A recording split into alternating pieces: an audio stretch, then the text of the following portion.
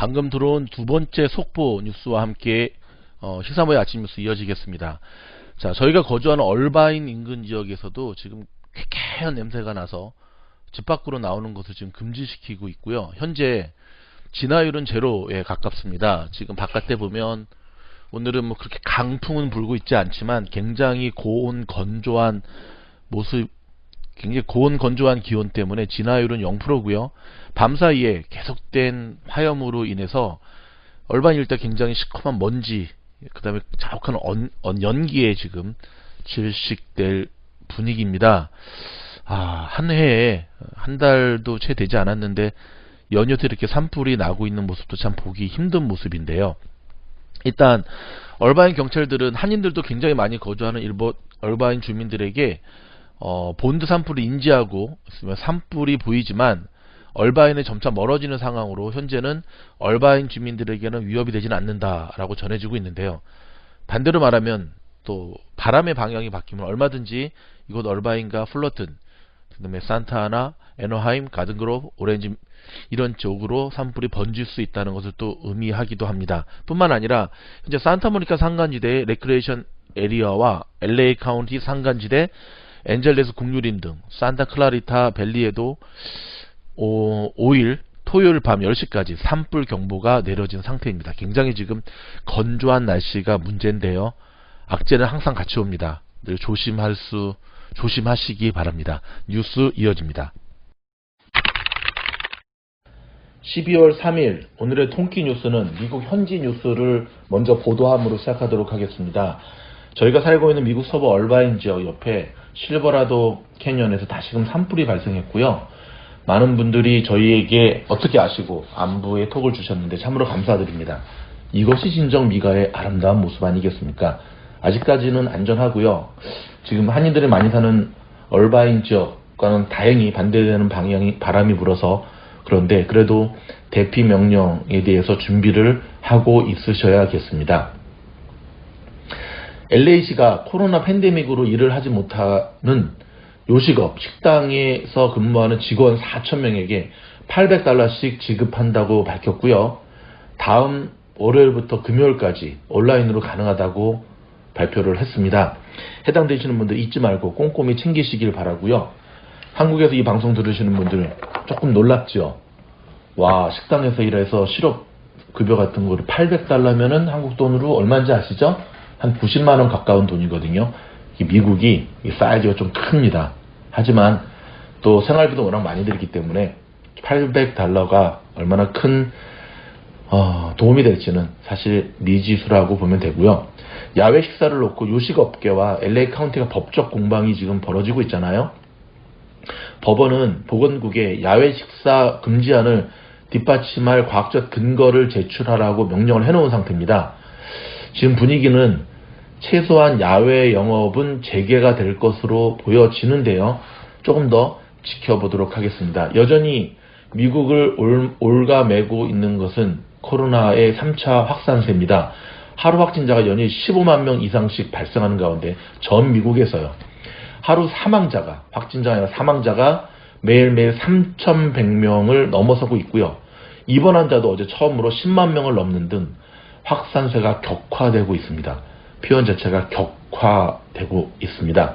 더불어서 신규 실업수당 청구 건수가 전주보다 6만 건 이상이 줄어든 71만 2천 건으로 집계가 됐는데요. 이거는 코로나 확산에도 불구하고 3주 만에 감소세로 돌아서서 고용이 계속되고 있다는 긍정적인 진단이라는 평가입니다. 지금 각 기업들이나 회사들도 마냥 줄일 수만은 없는 상황이지요. 승부수를 던지고 있는 모양새인데요. 성인을 대상으로 하는 코로나 백신 접종이 이달부터 가능하고 상용화가 임박됐지만 문제는 어린이와 청소년을 향한 대상의 임상실험은 이제 막 시작한 단계라는 겁니다. 참 안타깝네요. 어찌됐든 이번에 풀리게 되는 백신은 일단 의료계에 종사하시는 분들과 중증 환자들에게 먼저 투여될 것으로 보여집니다. LA시가 재정 악화로 LAPD, 경찰이거든요. 비롯한 공무원 인원 감축에 나설 전망입니다. 이에 대해서 마이클 무어 LAPD 국장입니다. 심각한 문제, 특별히 치안 부분에 있어서 심각한 문제가 발생할 수 있다고 경고를 하고 있지만 이 안을 들여다보면 지난번 여름에 한창 심했던 이 시위대의 모습 속에서 보면 일단은 LAPD가 갖고 있는 내부적인 부패와 구조적인 결함들, 모순들, 개혁되어야 될 부분들이 지금 얼버무린 상태라고 보시면 됩니다. 코로나9 패키지 협상이 곧 타결돼 12월에 시행이 성사될 수도 있을 것 같다라는 뉴스가 있는데요. 참 보도해드리기도 민망합니다.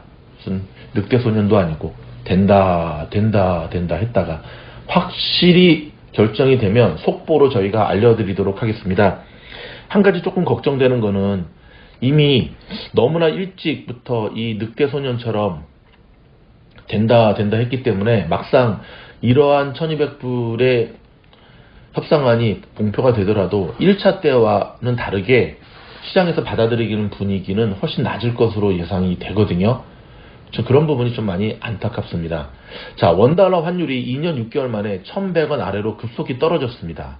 위험 자산 선호와 달러 약세가 이어지는 가운데 한국의 수출 호조로 외국인 투자가 몰리면서 원달러 환율이 하락하고 있거든요. 일단 저희 본사 같은 경우는 특별히 한국 시장을 제가 담당하고 있는데요. 굉장히 좋습니다. 저희 같은 경우는 한국에서부터 오니까. 하지만 반대인 포지션에 있는 분들은 되게 힘들 것으로 보여지는데 모쪼록 정상화되는 데는 좀 시간이 필요하니까 여러분 무조건 버티시면서 존버 정신으로 꼭 이겨낼 수 있기를 바라겠습니다. LA시가 강력한 칼을 빼들었다라고 하는 미주 중앙일보의 보도입니다.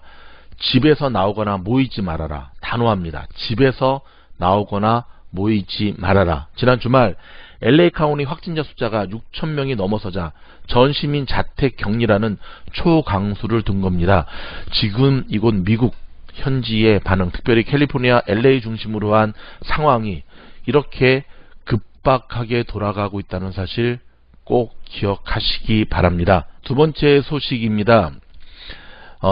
트럼프 대통령이 지명한 크리스토퍼 윌러 연방준비제도 이사 후보에 대한 미 상원의 최종 인준 투표가 오늘 미국 현지 시간으로 이루어질 것으로 보인다고 블룸버그 통신하고 월스트리트 저널이 발표했습니다. 미 상원은 이에 앞서 2일 윌러 후보에 대한 토론 종결 절차 투표를 찬성 50대 반대 45, 5표 차로 가결을 했거든요.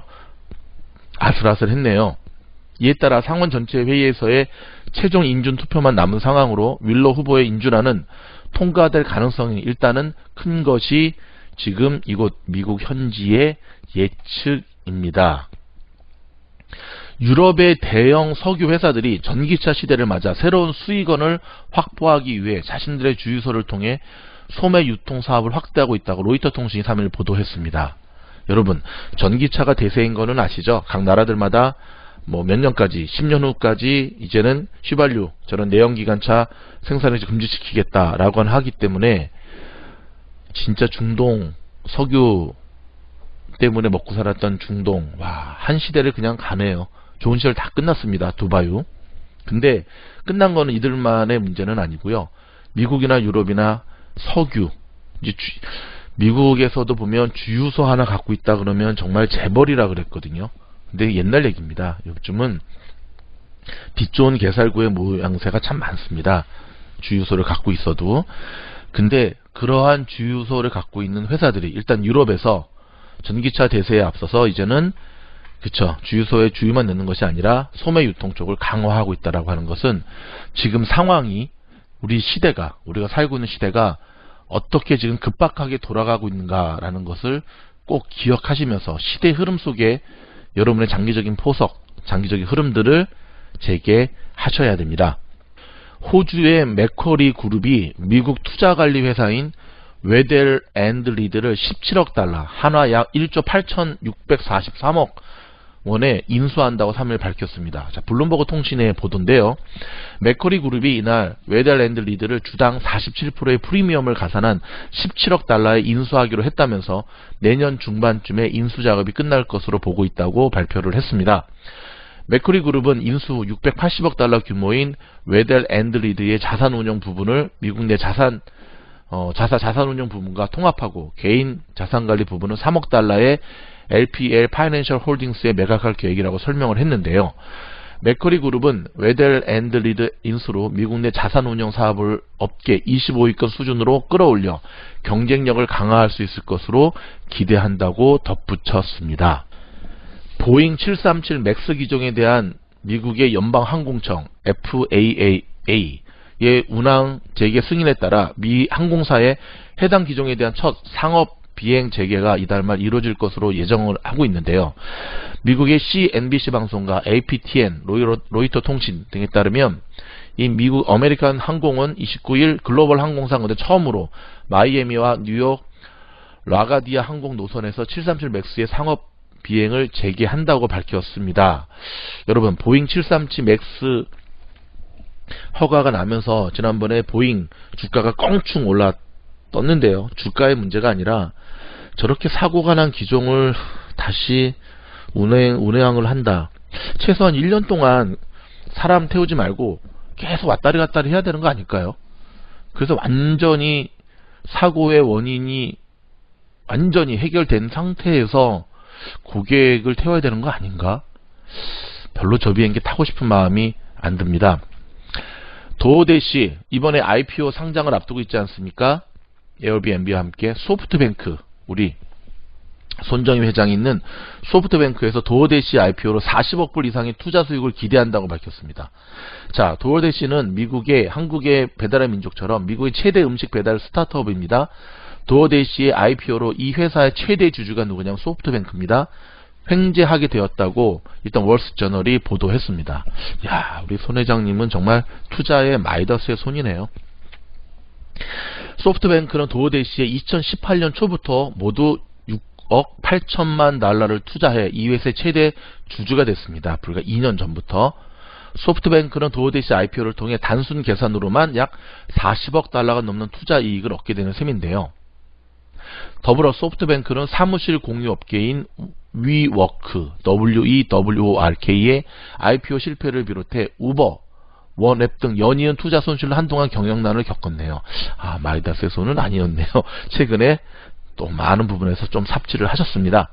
괜찮습니다. 도어대시는 소프트뱅크의 투자를 처음 받았을 당시 2018년만 해도 경쟁사인 그룹허브나 우버이츠에 한참 뒤처진 채 포스트메이츠와 4위 경쟁을 했으나 현재는 시장 점유율이 50%를 웃도는 1위 회사가 되었습니다. 여기서 한마디, 우버이츠는 그 우버의 그거거든요. 포스트메이트, 제가 아는 집에 자녀들도 여기 알바하는데 도어대시에게 1위를 빼앗긴 이유가 뭘까를 한번 좀 연구 좀 하시기 바랍니다. 야, 참 미국에 와서 딜리버리 쪽에 일을 했던 저로서는 이런 딜리버리 업체의 나스닥 상장이 주는 의미가 굉장히 남다릅니다. 자, 좀 전에도 말씀드렸듯이 소프트뱅크의 투자가 100% 다 성공하는 건 아니거든요. 우리가 분산 투자를 해야 되는 이유가 여기 있습니다. 주식의 격언 중에 가장 대표적인 격언, 계란을 한 방울에 담지 마라. 한 종목을 몰빵을 하면 애플이 됐든 빵이 됐든 테슬라가 됐든 절대 그러면 안 되고요. 분산 투자를 해야 됩니다. 그런 가운데 여러분의 포트폴리오 5개 중에 4개가 플러스가 1개가 마이너스면, 더구나 4개가 더 많은 비중을 차지하고 있고 1개는 별로 몇 개 사지도 않은 종목이 마이너스라고 한다면 그 사람이 바로 진정한 위너가 되는 거죠. 기억하시기 바랍니다. 몰빵은 폭망의 지름길입니다. 더 좀 전해드릴 통키 뉴스가 있는데요. 오늘 제가 또 중요한 본사의 미팅들이 있어가지고 여기서 일단 마무리하도록 하겠습니다. 계속해서 올라가는 저희의 새로운 영상들, 격려의 댓글과 광고, 또 저희 좀 유튜브로부터 돈 벌으라고 주무실 때 광고 쫙 보고 주무신다는 분들 정말 감사드립니다. 저희가 그분들을 위해서 정말 꼭 복받으라고 빌도록 하겠습니다. 여러분과 늘 함께 하도록 하겠습니다. 그럼 다음 영상 때 뵙겠습니다. 감사합니다. 화이팅!